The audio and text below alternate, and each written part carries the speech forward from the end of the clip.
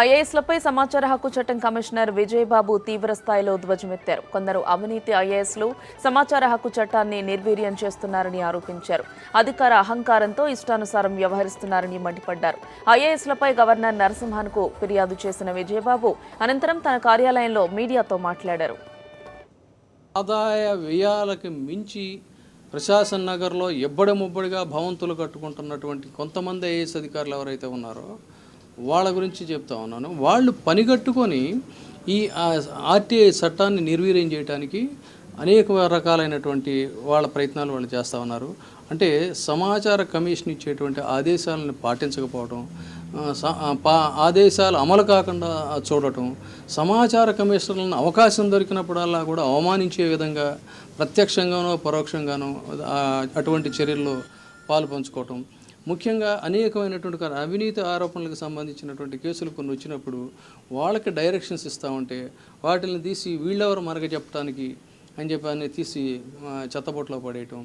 సమాచార హక్కు చట్టానికి సంబంధించినటువంటి ఒక అవగాహన కార్యక్రమాలు నిర్వహించాల్సిన బాధ్యత వాళ్ళకుంది. వాళ్ళ పని చేయడం లేదు. కాబట్టి కనీసం ఇటు ఉద్యోగులకి అటు పౌరులకి కూడా ఒక సౌలభ్యంగా సౌకర్యవంతంగా ఉంటుందని చెప్పని జిల్లా హెడ్ క్వార్టర్స్లో మేము కేసుల విచారణ అనేది టేకప్ చేస్తే అక్కడ కనీస సౌకర్యాలు ఈ చట్టంలోనే ఉంది. ఆ సౌకర్యాలన్నీ కూడా చూడాల్సినటువంటి బాధ్యత ఆయా ప్రభుత్వాల మీద లేదా ఇంకో ఇన్ అదర్ టర్మ్ స్థానిక ప్రభుత్వాల మీద ఉంది. వాళ్ళకి ఇక్కడి నుంచి మా సిఐసి అనుమతితోనే ముందు ప్రోగ్రామ్ టూర్ పంపిస్తాం. మిగతా మినిస్టర్స్ టూర్ ప్రోగ్రామ్స్ ఎలా వెళ్తాయో అలాగే వెళ్తాయి. అక్కడ కనీస సౌకర్యాలు చూడాల్సిన బాధ్యత అక్కడ ఉన్నటువంటి కలెక్టర్ల మీద ఉంది. కానీ వాళ్ళు simply they are ignoring the commissioners tours. ఇంకా చెప్పాలి అని అంటే చట్టాన్ని ఉల్లంఘించేటువంటి రీతిలో లేదంటే ఈ ఆర్టీఐ చట్టాన్ని అవమానించేటువంటి రీతిలో కొన్ని రాంగ్ ఇంటర్ప్రిటేషన్స్. వీళ్ళు కలెక్టర్స్ అంటే ఏంటి, వాళ్ళకి బోర్డంత తర్ఫీదు ఇస్తారు. ఒకవేళ నీకు తెలియకపోతే నీ సీనియర్ ఆఫీసర్ను అడిగి తెలుసుకోవాలి. అట్లా కాకుండా అన్నిటికీ మేమే అధినాదులము అంతా మాకే తెలుసు అన్నటువంటి రీతిలో చట్టాన్ని ఉల్లంఘించేటువంటి రీతిలో వాళ్ళు పాల్పడినటువంటి సందర్భాలు అనేకం ఉన్నాయి. ఇండిపెండెంట్ బాడీ ఈ ఆర్టీఐ కమిషన్. ఆ రీతిలో ఇక్కడ మేము కేసులు విచారణ అనేది టేకప్ చేస్తే అక్కడ ఉన్నటువంటి కలెక్టర్స్ కొంతమంది జిల్లాల్లో ఉన్నటువంటి కలెక్టర్స్ ఏంటంటే we can differ with the tour programmes of commissioners అని చెప్పని వాళ్ళు మెసేజ్లు ఇస్తారు. ఏ ప్రాతిపదికన మీరు డిఫర్ చేస్తున్నారు అని అంటే ఎలక్షన్ కోడ్ అంటారు. ఎలక్షన్ కోడ్ అనేటువంటిది ఈ ఆర్టీఐకి వర్తించదు.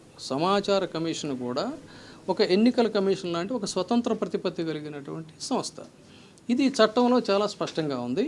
అయినా కూడా వాళ్ళ యొక్క అజ్ఞానాన్ని నేను ప్రశ్నిస్తే మళ్ళీ నువ్వు ఐఏఎస్ అని చెప్పి తిరిగి అన్న సందర్భాలు చాలా ఉన్నాయి కాబట్టి అంటారనేటువంటి దీంతో ఎలక్షన్ కమిషన్ ఆఫ్ ఇండియా నుంచి నేను ఒక డీటెయిల్డ్ క్లారిఫికేషన్ తెప్పించాను.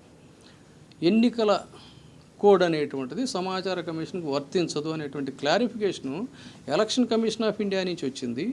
వచ్చిన తర్వాత ఇక్కడ వీళ్ళకి అది కూడా సర్క్యులేట్ చేసిన తర్వాత కూడా మళ్ళీ దాన్ని వాళ్ళు చేస్తున్నారంటే ఇది తెంపరితనమా కాదా, ఇది ఐఏఎస్ తెంపరితనమా కాదా అని నేను ప్రశ్నిస్తున్నాను. అలాగే కేసుల విచారణకి వెళ్ళినప్పుడు ఒక చోట విరిగిపోయినటువంటి ఒక చిన్న కుర్చీ నాకేశారు. అయితే దాన్ని కూడా నేను ప్రశ్నించాల. ఎందుకు అక్కడే కూర్చున్నాం, ఏ రకమైన చివరికి ఏంటంటే ఒక గ్లాసులో మంచినీళ్ళు కూడా ఏర్పాటు చేయాలి. వాళ్ళ బాధ్యత ఏంటంటే ఇందులో ఉన్నటువంటి జీవోల ప్రకారంగా ఖచ్చితంగా ఆ ప్రాంతాల్లో ఉన్నటువంటి కలెక్టరు అక్కడ పబ్లిక్ ఆఫీసెస్ అన్నిటిని కూడా విజిట్ చేసి whether they are implementing the RTI act or not అని ఇన్స్పెక్ట్ చేయాల్సిన అవసరం ఉంది. And now I'm openly challenging the so called IAS officers. మీరు ఎన్నిసార్లు మీ ప్రభుత్వ కార్యాలయాల తనిఖీకి వెళ్ళి ఆర్టీఐ చట్టం అమలు చేస్తున్నారా లేదా అని చూశారు, మీరు డైరెక్షన్స్ ఇచ్చారో చెప్పండి.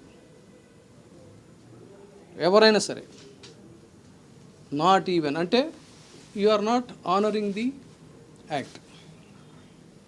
ఎందుకు మీరు 4(1)B అమలు చేయలేకపోతున్నారు, ఎందుకు మీరు ఇన్స్పెక్షన్ చేయలేకపోతున్నారు, ఎందుకు మీరు ప్రాపర్గా గైడెన్స్ ఇవ్వటం లేదు.